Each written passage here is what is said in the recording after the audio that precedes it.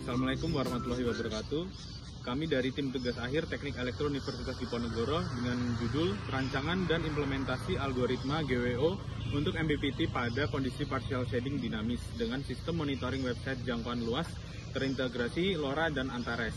Perkenalkan, nama saya Muhammad Fadil Hakim dengan NIM 210601211401446 dengan subjudul Perancangan dan Pengujian Sistem Monitoring Daya dengan integrasi komunikasi LoRa dan antarmuka web untuk aplikasi pembangkitan energi terbarukan. Dan teman saya, perkenalkan, saya Bayu Kusuma dengan NIM 2160121130097 dengan subjudul Implementasi Algoritma GWO Optimization untuk maksimum power point tracking pada panel surya dalam kondisi partial shading. Sistem dimulai dengan halaman registrasi di mana pengguna dapat mendaftarkan akun baru menggunakan nama, email, dan password. Setelah registrasi, akun akan berstatus pending hingga dapat mendapat persetujuan dari administrator.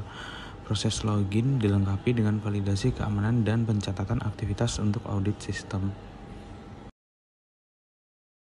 Setelah berhasil melakukan login, maka akan ditunjukkan halaman dashboard utama, yang mana halaman ini menyajikan informasi kondisi PLTS melalui summary cards yang menampilkan nilai terkini seperti arus, tegangan, suhu, dan status baterai.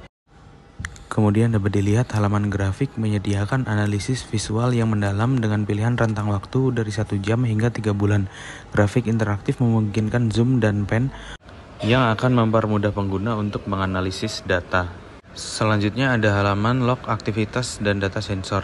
Halaman ini memungkinkan pengguna untuk mendownload data yang telah dikirim melalui fitur rentang pilih tanggal yang kemudian dapat didownload sebagai CSV ataupun PDF. Selanjutnya ada halaman riwayat aktivitas. Halaman ini berisi timeline aktivitas yang kita lakukan di sistem web monitoring ini. Di sini kita dapat melihat log seperti ekspor data, login, atau logout. Hal ini dibutuhkan untuk audit sistem atau logging. Selanjutnya di halaman settings kita dapat melakukan penggantian password dengan mengikuti ketentuan yang sudah dibuat seperti ketentuan karakter, ketentuan huruf, dan simbol.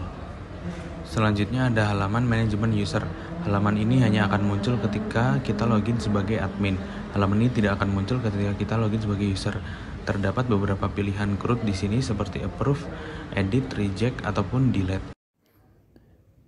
MPPT, Maximum Power Point Tracking, sangat penting pada sistem panel surya karena mampu mengoptimalkan daya keluaran dengan menyesuaikan titik kerja panel agar selalu berada pada kondisi maksimum, terutama saat iradiasi seragam atau uniform condition.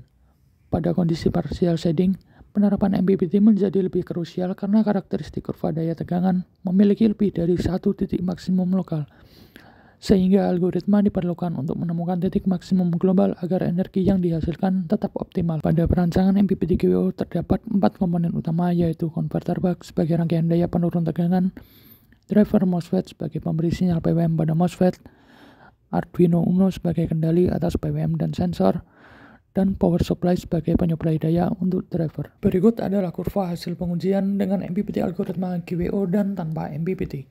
Pengujian dilakukan pada kondisi partial shading dengan variasi iradiasi 1800 watt per meter persegi.